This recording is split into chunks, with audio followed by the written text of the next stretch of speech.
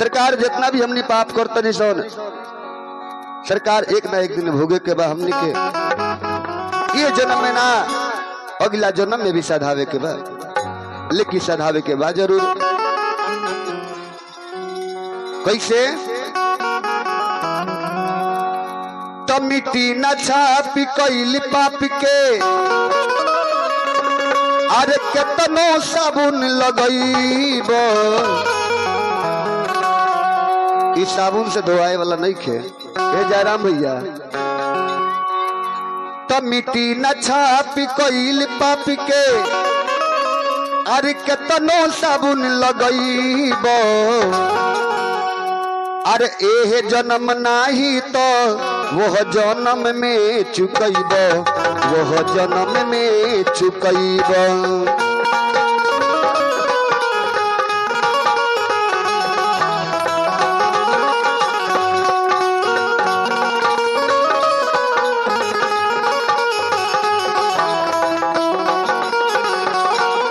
मिट्टी न छाप कैल पाप के कितनो साबुन लगईब,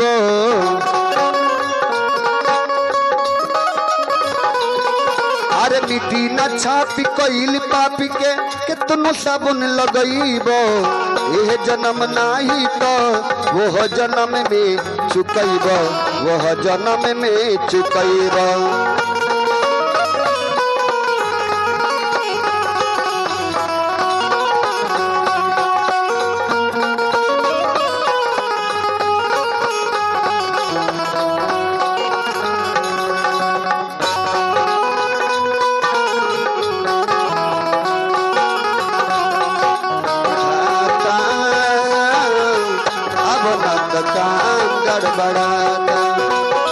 केहू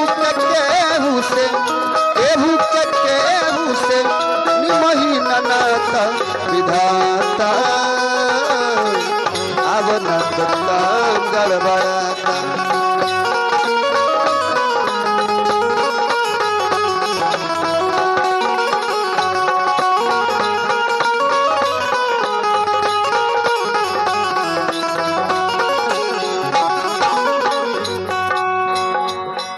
अरे केतनो करब पूजा पाठ और अनुष्ठान के,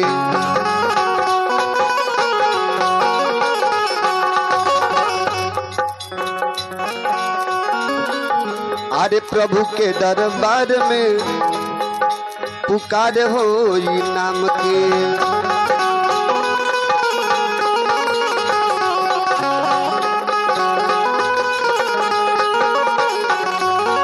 सरकार जितना भी धर्म करे बे पुण्य करे बे, सरकार परमात्मा के डायरी में सब लिखाई, सब एक दिन जोड़ाला, एक दिन पूछाला, वहाँ परमात्मा पूछे नहीं, सब जवाब देवे के पड़ी। गलती होके चाहे सही होके सब जवाब देवे के पड़ी। जौन गलती कैले बानी कुकर्म कैले बानी सबके भोगना देवे के बा। कितनो करब पूजा पाठ और अनुष्ठान के,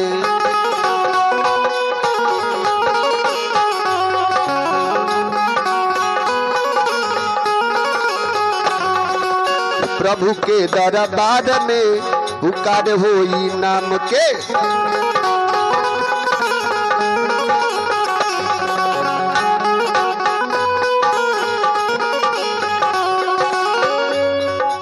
मुहवा न चली चारा कवनो,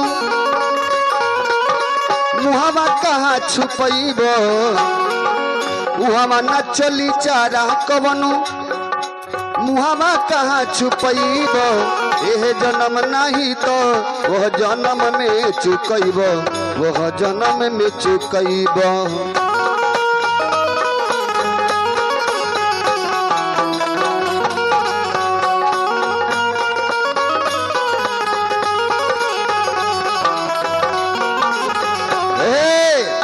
चलिए कृष्णा कुमार के तरफ से 22 रुपए के दान ए माता रानी के दरबार में पहुंचल, लेकिन बड़ा सुंदर बबुआ बात कहले कि दिल से दिल मिलबे ना कल तो हाथ मिला के होई का, अजे पहले ना सोचल समझल बाद में चल के रोई का, जे जवानी में कमाई बे ना कलू बुढ़ापा में चैन से सोई का, आ घर के शोभा दुल्हन बाड़ी तो दहेज लेके होई का।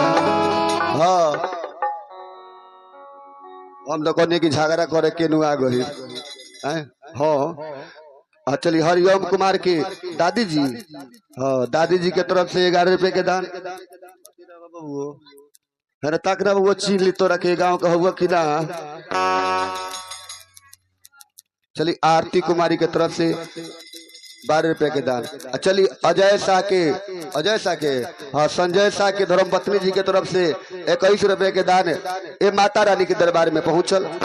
माता से विनती रही, प्रार्थना रही कि बबुआ के पढ़ा लिखा के बिन होई। चलिए ऐसा संस्कारी घर में बियाह होकर कि सास ससुर के लाते जूता से सेवा करो। हाँ हाँ चलिए अरे केतनो करब पूजा पाठ और अनुष्ठान के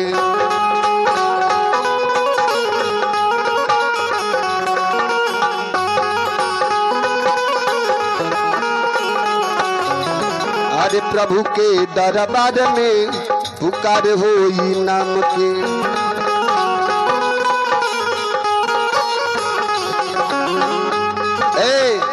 बड़ा बबुआ के 2 कट्ठा खेत नहीं के रहता, दूर जमीन नहीं के रह।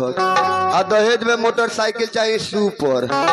हाँ जब बबुआ के दहेज में मोटरसाइकिल मिलता सुपर आ रोड में चलावता रहता एक में चलता रहे ऊपर।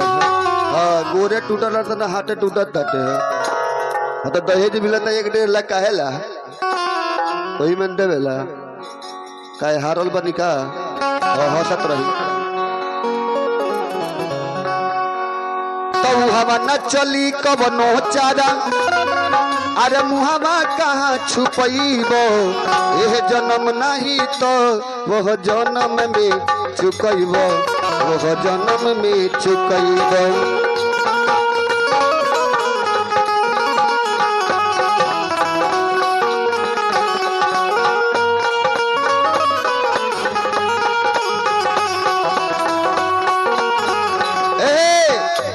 कलजुग के उम्र जानते नहीं कितना बा?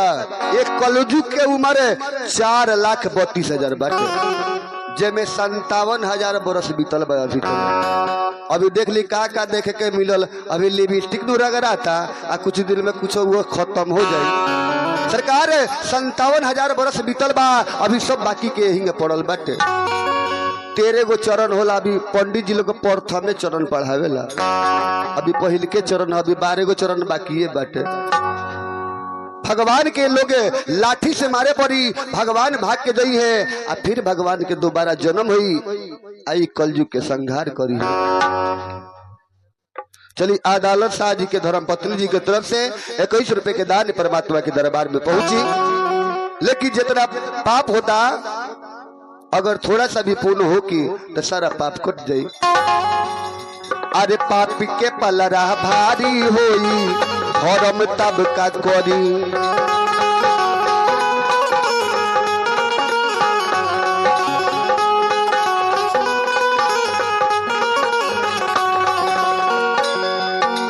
लागी गिनती होके जब कैसे होई बबरी।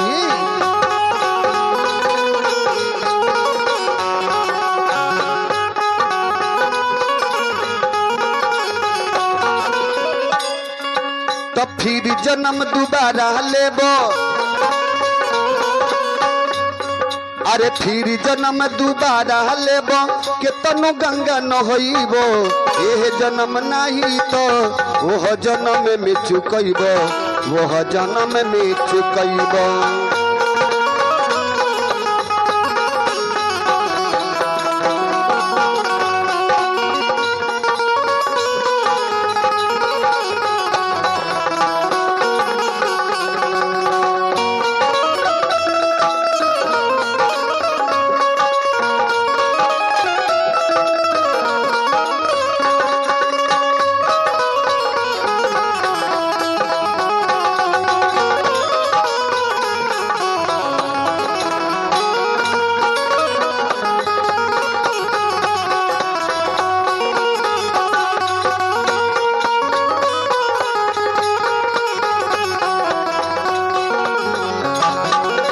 चलते चलते कवि जी बतवनी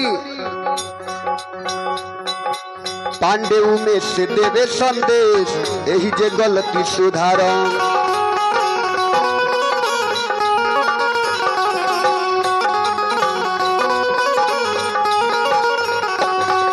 अरे चेतय बहू से दिल में दिया बारों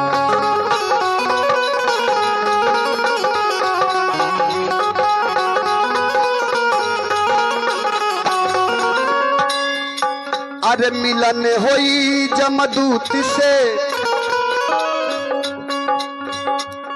तो मिलन होई जमदूत से अरे कुटईब खनईब यह जन्म नाही तो वह जन्म में चुकईब वह जन्म में चुकईब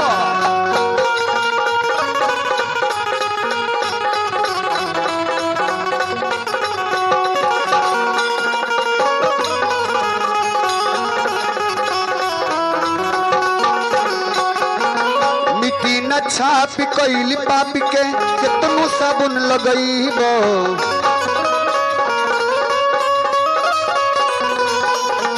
मिट्टी न छाप कैली पाप के कितनो साबुन लगईब यह जन्म नाही तो वह जन्म में चुकईब वह जन्म में चुकईब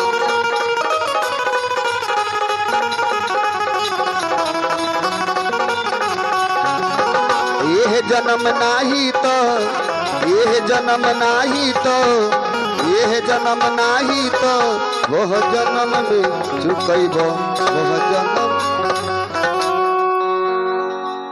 प्रेम से बोली साची दरबार की।